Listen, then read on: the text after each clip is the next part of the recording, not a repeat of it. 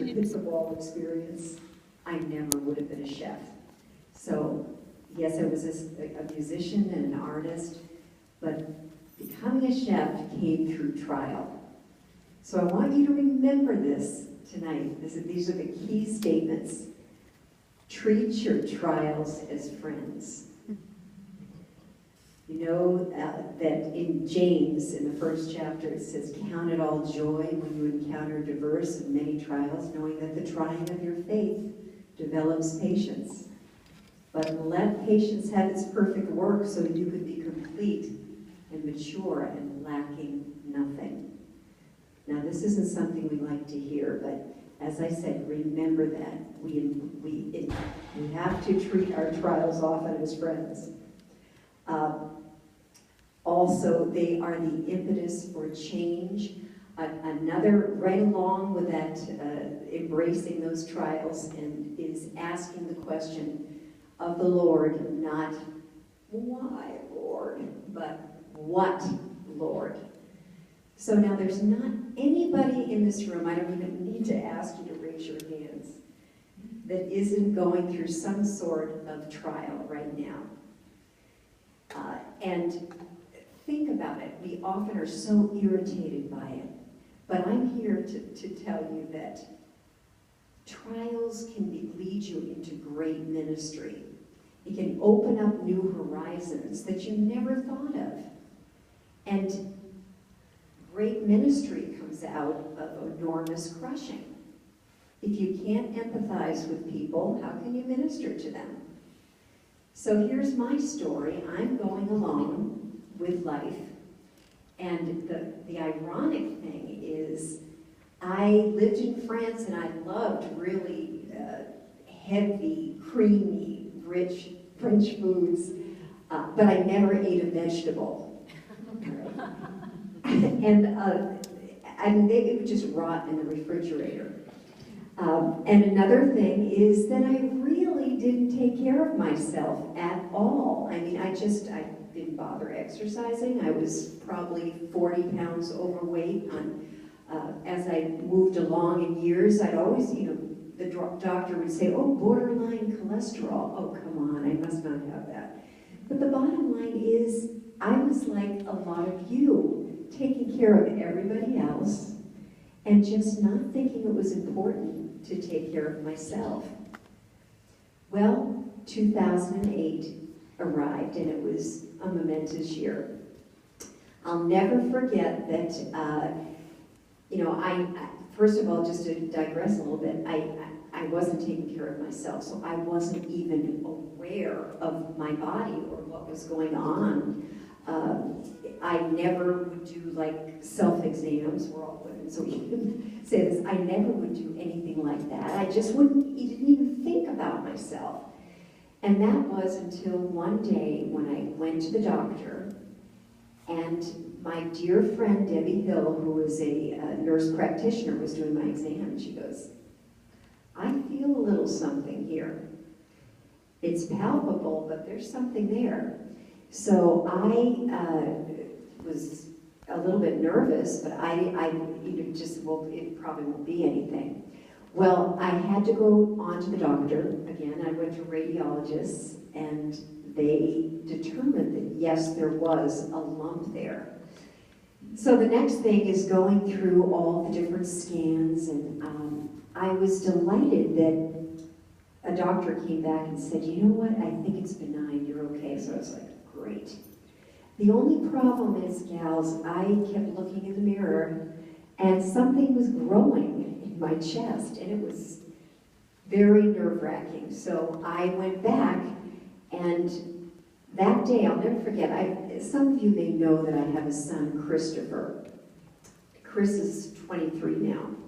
But at the time, he was 12 years old, and he said, "You know, Mom, today I have a scripture for you." And I said, "I love it." And it's from Psalm 112, and it said, "I'm not afraid of bad news. My heart is fixed, trusting in the Lord. My heart is established. I will not be moved."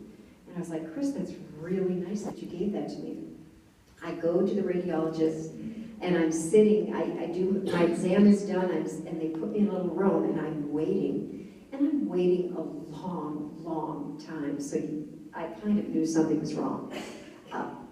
I was singing hymns, trying to encourage my heart, because fear is tough, isn't it? It can grip your heart, and you know, it's the blessing of scriptures to just calm your heart and your mind in times like that. But anyway, moving forward, it was a cancer diagnosis. And a funny thing that happened, I have to tell this story because we need to laugh a little bit. I am sitting in my living room, and my husband comes in. He is so upset about this diagnosis because it didn't look good at all. And he had Chris and Kira. If Chris was 12, Kira was probably 10, 11, something like that.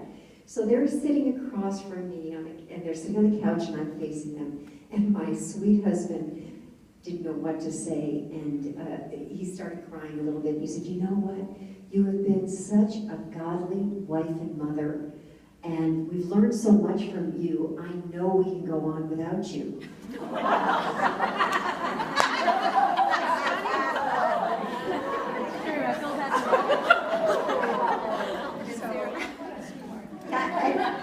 God bless him, he really didn't get it. He didn't get it, but I did, all right? Now, at first the doctor said, okay, we have to go through all the traditional therapies. And you just listen to the doctor, and I was like, well, why did I get this? And he said, well, we really don't know, and all of this. And he said, but do the treatments. So these were, and some of you, I may be very much touching the hearts of some people in this room who have been through it. But going through traditional cancer treatments is very humiliating. First of all, you no longer have a name, you're a birth date. You go into because they have to make sure everybody's medicine is straight, or whatever the reason. I have to figure this out because I don't like it at all. You go in, they'll say, okay, give me your number, and you're a number. And then the treatments are just grueling. And I did, through chemotherapy, lose my hair. I never thought of myself as a really vain person, but when you lose your hair completely, it's pretty shocking, And I remember going to my hairdresser and saying, could you please shave my head? And she was a young girl. She said, no, I can't do it. So I was like, oh. So my husband had to shave my head. So we bought a wig, and her name was Audrey. Okay. So anyway, all of this, as I speak about this, do you know I wouldn't trade my experience for anything? It changed my life.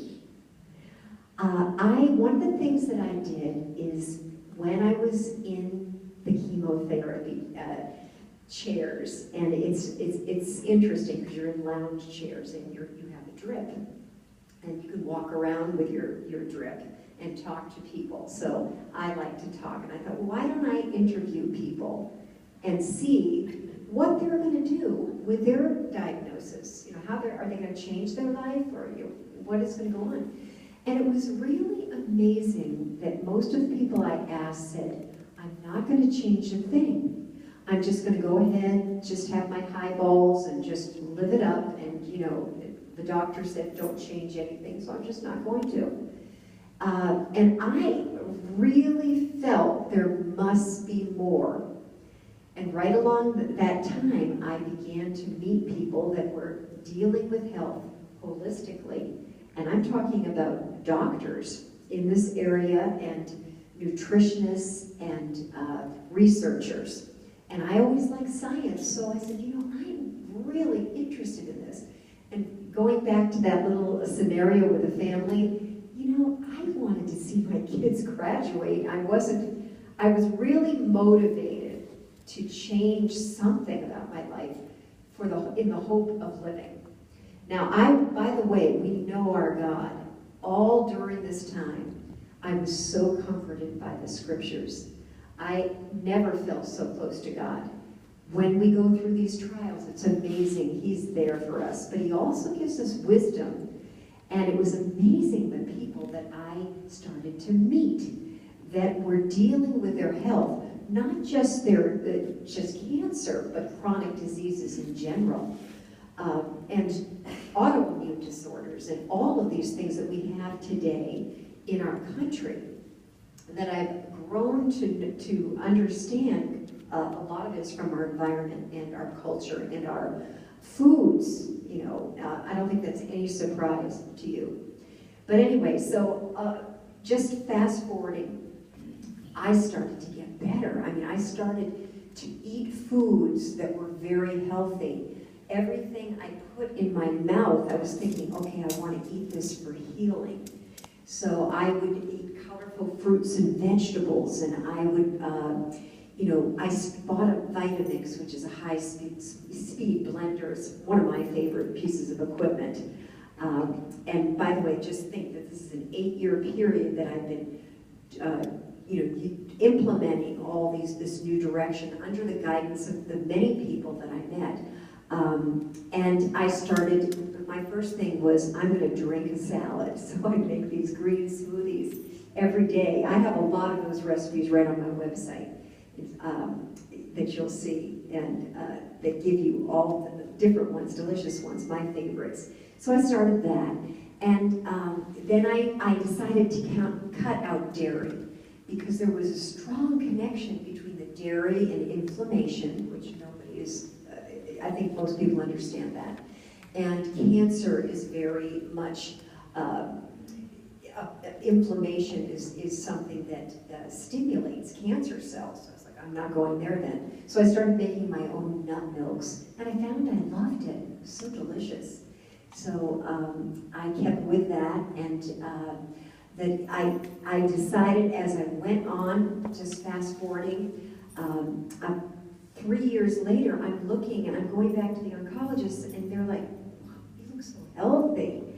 And my weight dropped off. You know, I always carried around like 40 pounds, give or take, extra. And I had every fad diet that I could possibly try, I did and failed. Now, just eating to live with whole foods, more vegetables on my plate, getting rid of the dairy, and I also implemented exercising. But I wasn't even thinking about that at first. Never stepped on a scale, but it was interesting that my body, my weight dropped down to my frame. And it never budged, and I wasn't dieting or anything. It was just from eating the pure foods. So much of our foods are processed, and they're very bloating. So just having the pure foods changes it up completely. I also found that my skin texture changed. I was like, wow, I just wanted to live. Now what's happening? The hair texture was better. The skin texture was better. The whites of my eyes were whiter. My teeth, I didn't have bleeding gums or anything like that. And I thought, this is so fascinating. And I would tell my doctor, and some were interested, but most weren't, because in medical school, you really don't get any nutrition courses. The nurses, a lot of them were so excited. My next step was to really get into the science base and see if this, all that I was feeling and experiencing, especially the being healthy and cancer completely gone, I wanted to know the science. So I took the T. Colin Campbell course at Cornell University for plant-based nutrition. And it was eye-opening. T. Colin Campbell wrote the China study. Did anyone ever read that book? Yeah, that is a must-read for anyone. If you're interested in health, this guy, is probably about 88 years old now, but he has sat on many boards. He is, worked on Capitol Hill to get to do the food pyramid and get it more healthy. He's been around for a long time and has written many books, and he's like the go-to person for research on health and nutrition. So I started to, I took that course, I finished it, and then, I would just go to my family and say, look, I say to my husband, let's take my husband, look at how I'm so healthy. You know, now I'm 5 years out, no cancer, and no problems. I really am feeling better, more energy, the whole thing. You know, I've really received a healing. God has taught me so much through this experience. And my husband would say, that's very good for you. And I learned right off the bat that not everybody is going to embrace something like this. Food is very sacred, and it's traditional, and there's so much family heritage tied in.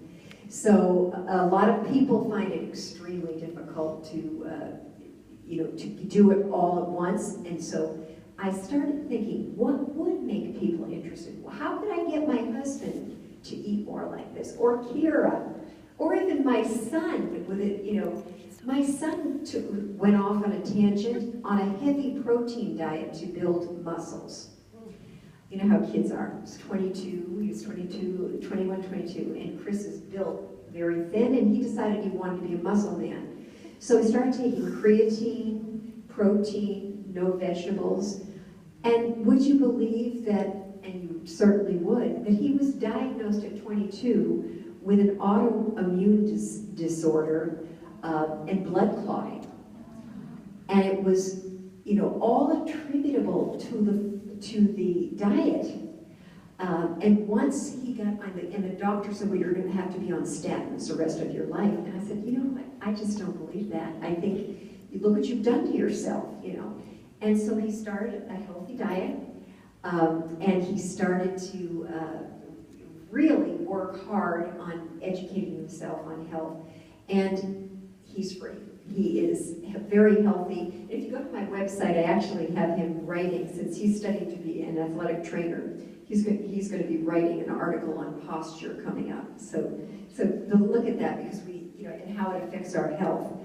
I probably won't have that posted for like a week, but all right. So now let's get back. So now I realize that I know that I was healed. It's miraculous. But I know not everybody, even my own family members, aren't interested. How do you get people interested?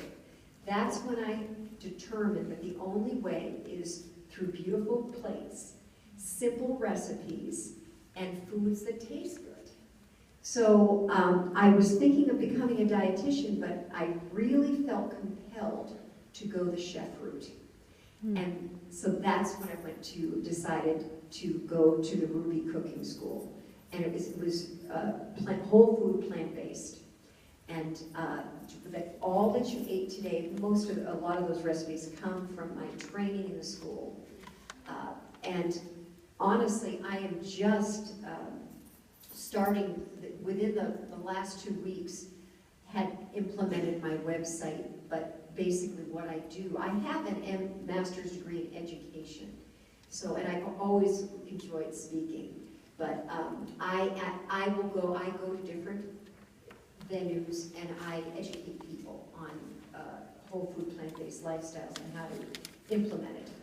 For example, a vow hospice. I think that for me, one of the most exciting things is the Lee Memorial Hospital is the first hospital in the nation that is going to implement, after T. Colin Campbell and all of the studies have been done, and you know how research-centered doctors are. The doctors at Lee Memorial are going to implement food as medicine. Hippocrates said, let food be your medicine and medicine your food. So they're taking his quote. And it's interesting because the doctors take the Hippocratic oath when they become a doctor, but actually Hippocrates said, let food be your medicine and medicine your food. And we've never done that because of money. Pharmaceuticals make a lot of money, and broccoli doesn't make very much money. So I think that's one of our major problems here. Do you know that in the United States, we're #1 in healthcare expenses in the world? And we are number 35 in effectiveness of our healthcare system. Isn't that? And we're down with third world countries. This is scary. So there is a movement for people to take control of their own health. This would include carefully choosing your foods. You've heard a lot about GMOs and all that's going on. This is all true. Because unfortunately, everything is ruled by big business and lobbying on Capitol Hill. So if you have the dairy farmers or cattle ranchers or Monsanto, which is a huge food corporation, it's going to be hard to fight these people. They even blackball researchers that say that, I know that this sounds crazy, but way back in the time of George McGovern, I think that was the 60s, or maybe, yeah, I'm pretty sure it was the 60s, late 60s, or early 70s. Well, George McGovern actually sat on a panel in Congress with T. Colin Campbell, the man I studied with. And they had a lot of researchers come together to just implement something new for American health, a new direction. And the researchers simply said, less meat and more vegetables and grains. That's all they said. McGovern brought this forward, and there was such a stink about it that he kind of faded away. He had so much pressure from taking a stand on American health, and the cattle ranchers of America and all these different organizations were so mad, they made sure that he never really got to a high position again. You would think this was a movie, right? But this is true. This is really going on. So here we are today, and I'm back, and I'm going to finish up by saying, hey, in all things, God works for the good of those who love him, who are called according to his purpose. And I would tell you, I thought I was an artist and musician. And yes, I am, and the Lord allows me to use those talents, and I truly believe in soli Deo Gloria, all for the glory of God. But there was a compelling, greater direction that he has led me in, and the doors that flung open. I meant to tell you that, I can't even imagine how this happened. But through T. Colin Campbell, I ended up sitting on the board of Lee Memorial Hospital with all the doctors. And so Francie, the plant-based chef, is sitting there and totally intimidated, but praying a lot. And they want to send me back into the oncologist's office.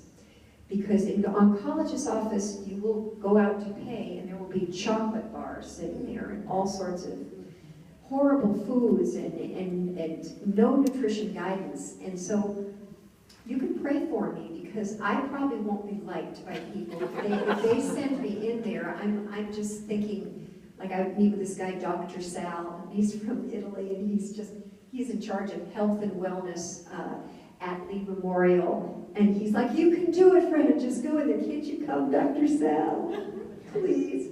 Because it's very intimidating in those offices. It's just not a place I want to go. It's not a fun place. So I started the Plant Based Radiance to edify others, to teach people about good, healthy lifestyle choices for themselves and their families.